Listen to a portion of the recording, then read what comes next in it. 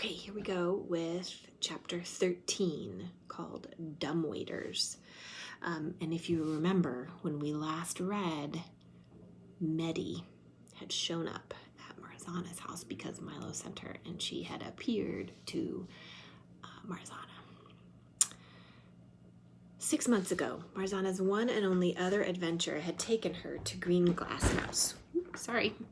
There, of course, she'd met Milo, and somewhat after that, in a rather dramatic reveal, she'd met his friend Medi, who, it turned out, was the child of one of Mrs. Hacklebaron's famous smuggler colleagues who had lived in Green Glass House too.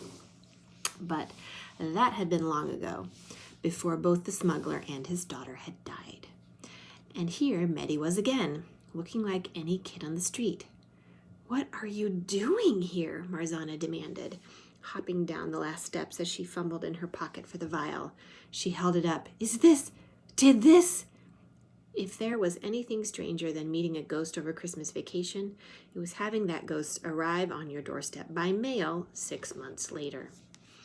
"Yes, and now that I'm here, you'd better give it to me. And that's what lets me move around away from Green Glass House, though I'm still figuring out how." Medi plucked the vial from Marzana's fingers. Marzana snapped her fingers. "It's a reliquary, like in Odd Trails. What's the thing that can move away from the character that summoned it using a reliquary?" "A scholiast." Medi sounded pleased. "Exactly. By the way, I should remind you that right now, to the world at large, it looks like you're talking to yourself. So maybe pretend to tie your shoe or something and talk quietly." "Right." Marzana dropped to fumble at her laces so fast she banged her knee on the pavement. "Hey, can anyone else see you right now?" "I think just you," Medi said, "but it seems that once I show myself to people, they can see me from that point on, which is why I wanted to wait until you were outside to manifest. Otherwise, your mom would have seen me, since I showed myself to her and to your dad back in December." She squatted and watched Marzana work loose the double knot in her right shoelace as she spoke. "Milo figured out the hack with the vial right after you all left Green Glass House in December. Ghost me anyway. I'm tied to the inn because I died there. But Milo found this." She held up the vial between forefinger and thumb in the attic at Green Glass House, and we already had this. She shook the little owl girl figurine out onto one palm. "My dad had it made especially for me, so it's able to represent me like a relic. And the vial, which must have been in the house for ages and ages, works as a reliquary. I don't know how much you remember about scholiasts and Odd Trails." "Not much," Marzana admitted, as she began to slowly retie her shoelaces. "I've never played a harbinger, and only harbingers can summon a scholiast, right?" "Right, and usually scholiasts are tied pretty closely to their harbingers. They have a range of 100 feet, unless you have a reliquary, that is. In which case you can do an exploit called spooky action at a distance. The harbinger can give the reliquary to someone else, and the scholiast follows the reliquary rather than the harbinger." "And that's real?" Marzana asked in quiet disbelief. "I mean, it works for ghosts?" Medi sighed. "I understand so little about myself as a ghost. You'd be amazed. I sort of have to piece the rules together as I go. And I thought Milo was crazy for thinking you could apply role-playing game rules to the real world. But he pointed out that Odd Trails is based on legends and folk stories, so there could be some underlying truth to it. There usually is, with folklore. So we decided to give it a try. And much to my personal shock, it works. Mostly. I'm still sorting out the details." She winced and rubbed her nose. "There have been some painful surprises." Marzana grinned as she finished retying the knot. "Meaning you occasionally walk into walls?" "That's precisely what I mean." Medi glanced at a giant watch on her wrist. "Were you on your way somewhere?" "Oh, right, school." "Yeah, actually." Marzana got reluctantly to her feet. "Great, I'll walk with you, and you can fill me in on exactly what the heck is going on." "But I'm going to look like I'm talking to myself, right?" "True, but unavoidable. Maybe make it look like you're doing it on purpose, practicing a speech for school or something." Marzana, who often discovered that she'd been talking to herself while working out what to say or what she should have said during some social interaction, real or imagined, nodded. I can do that. She started down the sidewalk and Meddy fell into step at her side. It was rush hour on Crossage Street, with a steady flow of passerby on foot and on bicycle, but none of them seemed in any way interested in a middle schooler apparently talking to herself. So you were at camp with Milo? The ghost girl nodded. I haven't been able to leave Greenglass House in decades. It was good to get away for a while. She looked around, then up at the tall, narrow houses looming overhead. And this is the Liberty of Gamerbund, huh? Why exactly am I here? Milo said someone was kidnapped, but that's pretty much all. I think that's all I managed to tell him, Marzana admitted. Then, pausing whenever it felt like any particular person or group out on the street was too close for comfort, she relayed the key points as briefly as possible. I can fill you in on the rest later. We're all meeting after school at Lucky's bookstore. You remember Lucky, but Amelia can probably find us a private place to talk during our study period. I'd like to help, Meddy said, sidestepping a kid who nearly zoomed a toy plane right into her, through her. I'll do whatever I can, but I'm not, she hesitated, looking for the right word, powerful. I can walk through walls and stuff, sometimes anyway. She took the vial from her pocket and rattled it in her palm. The reliquary lets me move through space almost like you do, which is good for, say, leaving Greenglass House, but bad for maximum mobility through solid objects. If you hold the reliquary, I can pass through things and carry stuff with me too. Objects, clothing, whatever. She looked happily down at her t-shirt. This is new, for instance. That guy Sylvester who came to Greenglass House with you at Christmas had the same shirt, and I really liked it, so Milo found one for me. But I can only go so far from the reliquary before I'm tugged back. If I'm holding the reliquary, I can go any distance, but the reliquary won't go through solid surfaces, so neither can I. It's really taking some getting used to. So you can't go and find the below-ground conductor for us, for instance, Marzana said glumly, or at least not any faster than I could myself if I went down into the city proper. Meddy pointed a finger. Bingo. And you understand, of course, that I don't have, magic or anything. Marzana snorted. That's okay. We have a magician. Meddy gave her a sideways look. A magician like a sortleger or a mage or something? Or like a dude who does birthdays? I suspect he's at least done his own birthday. The ghost grinned. This is going to be great. Impulsively, Marzana grinned back. Yeah, I think it is. Nyala was pacing beside Mary Mead's front stairs when Marzana hurried up to her with Meddy in tow, panting from having basically speed-walked the entire 2.5 miles from the viaduct. Oh my gosh, Marth, she breathed, grabbing Marzana's arm. You guys did it! I can't believe you guys did it!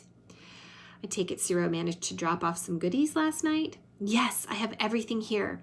Nyala was incandescent with impatience as she shook her satchel meaningfully at Marzana. And did you take a look? Marzana asked. I took a look at everything, Nyala replied. Not that I understand it all, but I can give you a rundown before class. Let's go to your locker first. Marzana looked around. She and Meddy had made really good time getting to Marymead, and the schoolyard was still pretty quiet. The kids who'd come for before-school commitments had gotten there half an hour or so earlier, and the big rush of students arriving for the regular start of the day would begin in about 10 minutes. Nobody was looking their way. She turned to Meddy. Can I what? Nyala asked, confused, at the same moment that Meddy nodded and replied, Sure thing. The ghost girl leaned sideways, pointedly sticking her face between Marzana and Nyala. There was nothing else to see, but something happened because Nyala did a thing Marzana had not realized could truly, actually happen. She jumped out of her shoes. Nyala staggered backward, leaving her slip-on sandals on the pavement where she'd been standing a second before. What? Who? What? Just... Meddy flung her arms wide. Tarncap reveal! Nyala, Marzana said, this is Meddy. She's joining the crew. Meddy, this is my best friend Nyala. Meddy waved a hand. Hi. Hi, Nyala replied weakly. Then, Meddy? She repeated. Recognition flickered on her face. From winter break? But you mean that was true? Literally true? All of it? Marzana took Nyala's arm. It's okay. Put your shoes on and let's go inside. In the meantime, tell me about Ciro's prince. And remember that only you and I can see Medi, so be subtle about talking to her. Medi took out the reliquary and handed it to Marzana. Take this for now, would you? Marzana zipped it into the purse that held her adventuring kit. Of course. They walked up the stairs, Nyala tripping on every other step as she tried to simultaneously watch Medi out of the corner of her eye and maneuver her own feet, all while holding in the question she was clearly burning to ask. She hauled open one of the front doors, held it for Marzana and Medi, and followed them into the nearly empty front hall. I don't even know where to start. A lot of the notes describe what you told us already. The stuff, what's his name? Emmett, told your parents. She looked to Medi. Did she tell you everything already, or should I go over it? I think I'm caught up as far as possible, not including whatever new stuff you have, Medi replied. Okay, well, in addition to the old stuff, there's a lot I don't understand, which I think must be their potential leads. It's a bunch of names I don't recognize, but you might, Mars. What about the ransom note? Marzana asked quietly. Will it be helpful for the theory you had? Nyala's expression sharpened. Yes, I think so. It still might be nothing, but the copy gives me what I need to test it. We'll see. Cyril said your parents were questioning somebody last night, she added in an undertone. Marzana swallowed her reply and stifled a startled yelp as they turned the corner around the stairs and nearly walked into someone leaning against the end of the first row of lockers. Then she stifled another squeal, this one of relief. Amelia! Top of the morning, Amelia said, her expression deadpan as ever. Thought the two of you might show up early. It's 3 of us, actually, Marzana told her. Medi waved from beside Amelia, whose head snapped around, nearly whipping Nyala across the face with one of her braids. Her poker face didn't crack, but she spat out a very evocative swear word. What the heck is going on? Where did she come from? This is Medi, Marzana said for the second time. Medi, Amelia. She's dead, Nyala blurted out. A ghost. Awkward, Medi said, but accurate. Amelia extended a hesitant palm. Medi shook it, and Amelia stared down at their clasped hands. Interesting. Nice to meet you, I guess. She took her hand back and examined her palm. Where did we come by a ghost? You're not from Merrymead, are you? Camp care package, Medi replied. In reverse. Amelia tilted her head, considering. I have so many questions. Medi raised an eyebrow. You don't seem particularly surprised, though. Yeah, Nyala added, frowning at Amelia. What exactly does that mean? You're not from Merrymead. Amelia shook her head. Later, Nyala. We don't have time for me to blow your mind right now. Well, if there were ghosts at Merrymead, Marzana figured the Cormorancy kids would know about it. Marzana made a mental note to come back to that another time. Amelia was right. They were on a tight timetable. Hey, where were you yesterday? Marzana asked her. We were worried stiff. Really? Amelia gave her a curious look. Why didn't you come up? I faked sick because I spent all night doing stuff, but I'm fine. We can just come up? Nyala asked dubiously. Just like that? You can if you're visiting someone. Amelia turned to Medi. I live here, she explained, me and a handful of others. Anyway, for future reference, my room is 7R2, back of the house, overlooking the knot garden side of the courtyard. She straightened and tossed her head at the locker bank. Need anything before your first class? You have Topham for homeroom, right? Yes to Topham, and I guess I can skip my locker, Marzana replied. Nye? I'm good. Let's go then. Amelia led them away from the lockers and down the hallway between the gym and the back wall of the saloon again, toward the far side of the house. Would you look at these sourpusses? Medi said, staring up at the portraits above the lockers as she brought up the rear of the group. Though these names are magnificent. Now Medi's voice was coming from above. The other 3 girls turned sharply, and Marzana looked up to see the ghost girl leaping across the tops of the banks of lockers, pausing after each soundless, loping jump from one little bank to the next to read the labels on the frames. Ophelia Anella Cotgrave, Nadia Almeretta Cotgrave Cormorant, Maurice Worcestershire Cotgrave. Everybody going by all the names they have apparently. Ezra Montcalvo Cormorant, Maeve Alice Cotgrave, but so crabby looking. Medi jumped down, and even Amelia winced as she landed, but the ghost girl hit the floor without so much as a whisper. This is going to take some getting used to, Amelia observed. She glanced up at the portraits with a half smile. Funny, you should mention those. The Cotgraves used to own this house. They are all previous owners and trustees and so forth. She cocked her head, and Marzana heard the creak of the front doors along with a murmur of voices. The school day was about to begin. "Time is short," Amelia said. "This way." Just past the gym, a narrower hallway met the one they were following. Tucked into the right angle formed by these passages were the administrative offices, and Amelia paused there for a quick glance to be sure they were still alone. "The principal will be here already," she whispered, starting forward again and leading them down the narrow hall between the offices and the back wall of one of the staircases, which was lined with more lockers. "And probably the guidance counselors. They always show up early, but not Miss Palkowick. And that's the only person we care about right now. School secretary," she explained to Meddy. "Quick now." The voices of incoming kids were impossible to ignore. Somebody with a locker in this row was going to pop around the corner any minute. The hall ended at a pair of swinging doors covered in green leather. Amelia hurried through them and into the service hallway with faded blue wallpaper, smooth stone floors, and occasional overhead fixtures with bulbs that gave light in mismatched tones of yellow and blue. It was a door and a passage Marzana had seen a million times during her years at Marymead. Now, as she and the others followed Amelia through, she realized she actually had no idea where the passage went. Amelia steadied the swinging doors, then nodded to the left toward the front of the school, where a narrow staircase led downward, and the hallway beyond it ended in the entrance to what Marzana's mental map of the school told her had to be the dining hall.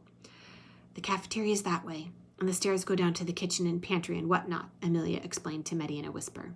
"The science labs and music rooms are down there too, but students use a staircase on the other side of the house to get to those." She turned and pointed toward the back of the building. "What we want is over here." At that end of the hallway, on the right-hand side, the wallpaper was interrupted here and there by what looked like dark wooden cabinets with dull gold drawer pulls near the bottom edges. Nyala got it first. "Dumbwaiters?" "Yep." Amelia walked down and hauled up one on the handle of the nearest one to reveal the cabinet inside. "In we go." "What?"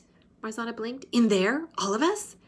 "I don't actually take up any room," Meddy put in. "It looks like the three of you will fit no problem." "But will it support the three of us?" Marzana asked. "We're just climbing in to climb through," Amelia said. "But it'll hold. These dumbwaiters have been safety tested by generations of Cormorancy kids, with necessary adjustments made where needed. Look." Amelia reached in and pointed to a handle that had been fitted on the inside of the dumbwaiter, opposite the one she'd used to lift the door from the outside, and then to a button that looked like it had to have been installed by someone other than a licensed electrician. "I've seen these things hold 5 kids at once." She climbed in and scooted over. "Get in." "I'm trusting you on this one," Marzana squared her shoulders, put both hands on the lower edge of the dumbwaiter, and hoisted herself inside.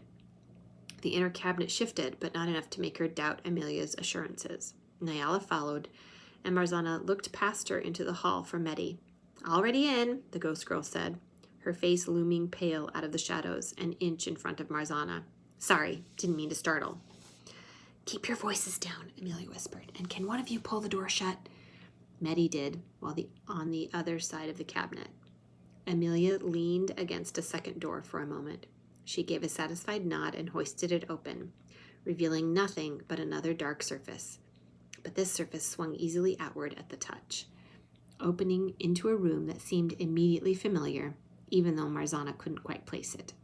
Smallish, old-fashioned wooden desks were scattered around the space, along with green embroidered brocade chairs that looked suspiciously like they might once have been part of a bigger set in someone's fancy dining room. Mentally mapping what they'd passed right before Amelia had led them through the dumbwaiter, Marzana snapped her fingers. "This is the back office, isn't it?" That meant the outer surface Amelia had pushed open to let them into the room had to be the big portrait of Jane Agatha Marymead in its ornate gilt frame. She glanced out at the office's door, which was presently closed, its frosted window dark. "Miss Palkowick opens up her office at 8 on the dot," Amelia said, following Marzana's eyes, "which means we only have a few minutes, because she's absolutely never late." Amelia hopped out, gesturing at the dark window in the door. "If she's early, we'll see the light go on in the outer office first, and then we'll have about 30 seconds to get back into the dumbwaiter while she starts a pot of coffee. 40 if by some miracle it's unseasonably chilly out and she has a sweater to take off. Is it chilly today?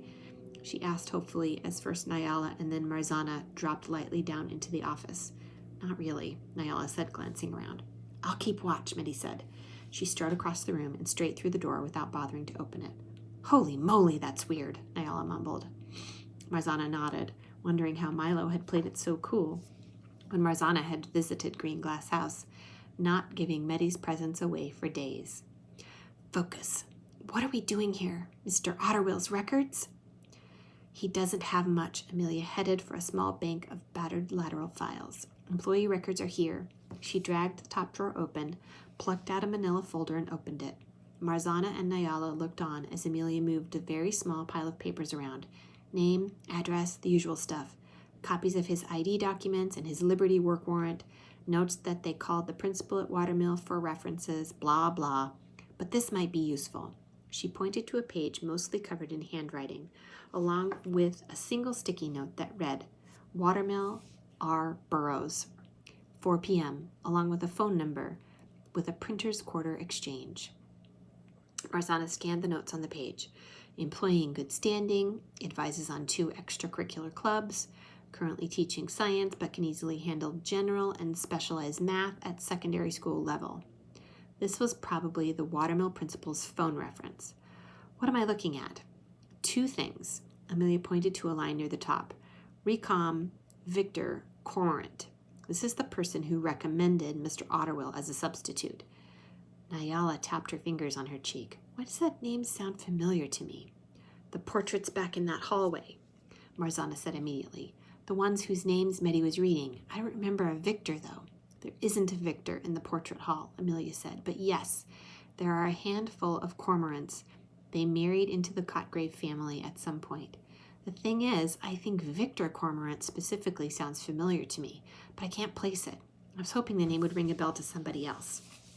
Nyala stared down at her feet, then back up at Amelia. I do think I might have seen that name somewhere else. Victor, specifically, but I honestly can't think of where it might have been. Keep thinking about it. Maybe it'll come to you. If we both recognize the name, then we both must have seen it around the school somewhere.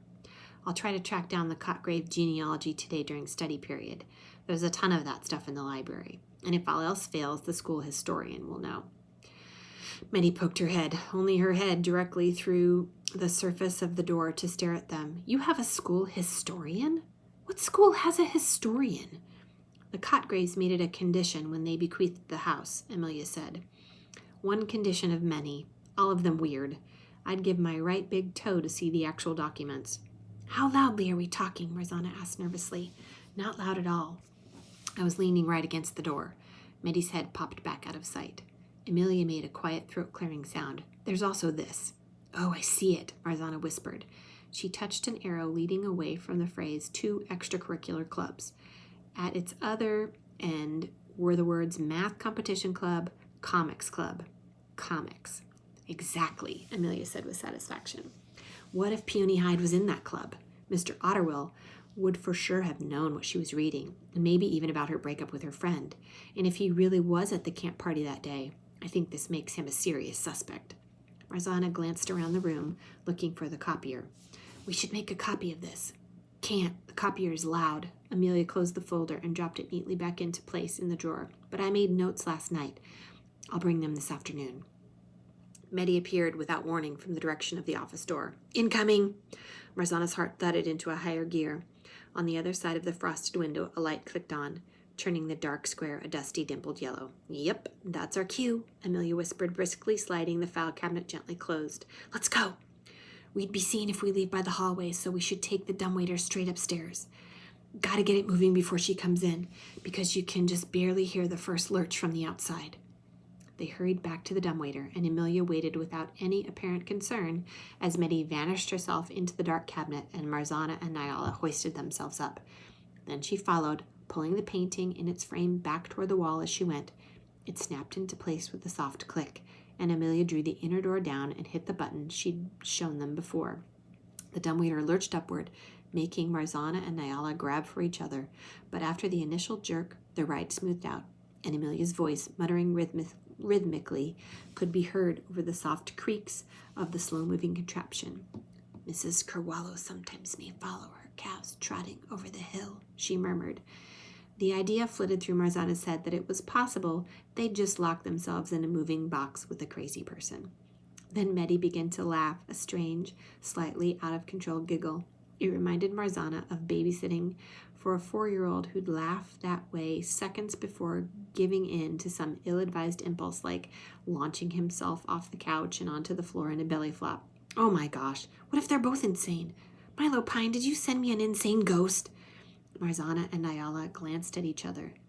What? Meddy asked, wiping her eyes. You guys can't feel that? That is crazy. Feel what? Nyala demanded. Something about the way this thing is moving, Meddy managed, speaking in gulps between laughs. Crazy, crazy, crazy, crazy. Oblivious to everything else, Amelia continued reciting, but only on days when the old cow sachets, for she's certain they dance in quadrille. She poked the button crisply on the last syllable of quadrille. The dumbwaiter stopped. Timing's important, she explained in a whisper. It's the only way to know where you are from the inside. She hit the button a second time. The dumbwaiter shot into motion again, and Amelia continued her recitation.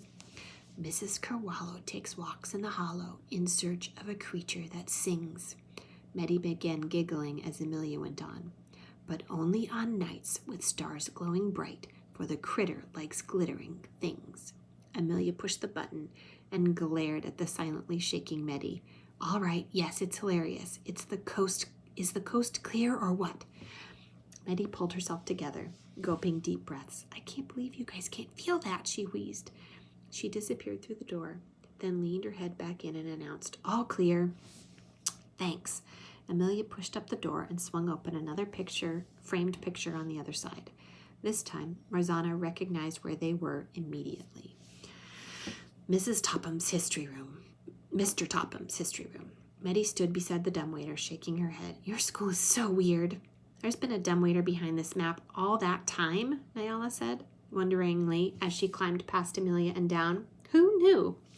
Amelia's expression cracked briefly into amusement. Lots of us. Welcome to the club. All right, she said crisply, sitting on the edge of the dumbwaiter with her legs dangling as Marzana followed Nyala out into the empty classroom. I had a thought, but you guys will have to do it because I don't have Otterwill for math.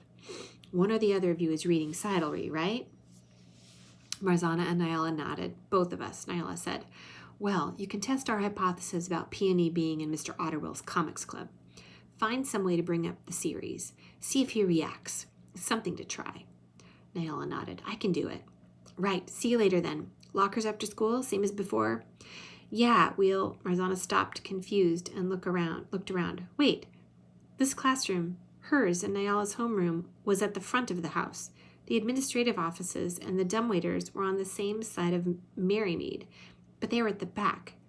The back office and Topham's classroom aren't vertically in line with each other. Are they? Nope, Amelia said. They aren't. That's all in the timing. Marzana folded her arms. Come on, are we in this together or not? Amelia hesitated. The easy answer is there must be horizontal shafts between floors.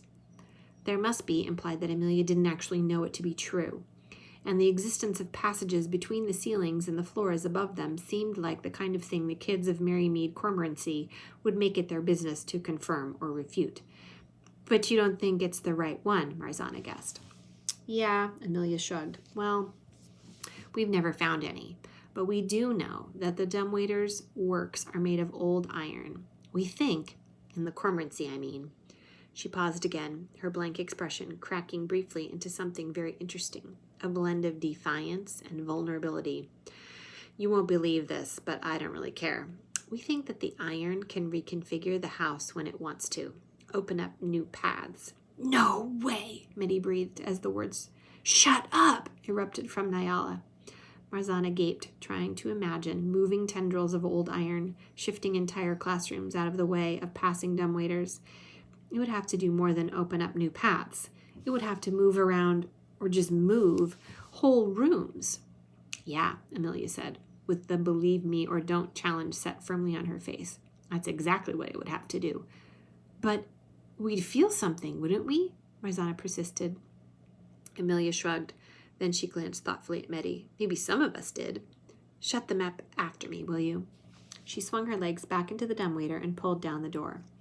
A very soft thump told them she'd hit the bottom and was off again. Marzana shook her head as she reached out and swung the framed map back into place against the wall. Click. I know old iron moves, but is it really possible that it can also manipulate space with well-timed nursery rhymes? Nyala turned on the light switch by the door and then walked back to her desk and sat, still looking dazed. Ask Mrs. Kerwallow, I guess. Well, I definitely felt something, Meddy muttered. So weird, your school. The classroom door opened and Mr. Topham wandered in. He reached for the light switch, frowned to find it already on, and then did a full-on double take when he spotted Marzana and Nyala in their seats.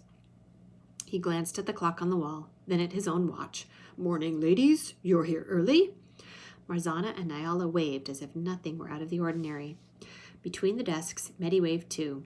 Then she turned to face the two of them. Hey, listen. Mind if I do a little exploring? Maybe I can shadow this Mr. Otterwell character. Marzana, tug your ear if yes. Nyala, scratch your chin if no. The two non-ghosts glanced at each other. Nyala shrugged. Marzana reached up, pretending to adjust a braid, and tugged her ear once. Cool. I'll meet you where we ran into Amelia at the lockers downstairs, if I don't find you in class first. Marzana glanced at the teacher, but Mr. Topham was focused on unpacking his briefcase. She reached into her pocket and wiggled the gold vial just below the level of her desk. Will you need this? Probably a good idea. Meddy plucked it from her palm. Thanks, Marzana. And with that, the ghost of Greenglass House pocketed her reliquary and sauntered past their oblivious history teacher and out into the hall. Nyala glanced at Marzana. Today's an odd day. Feels off somehow, Marzana agreed as she got out her folder. Yeah, not in a bad way, just... Marzana nodded. I know exactly what you mean. Chapter 14 is called Genus Anhinga.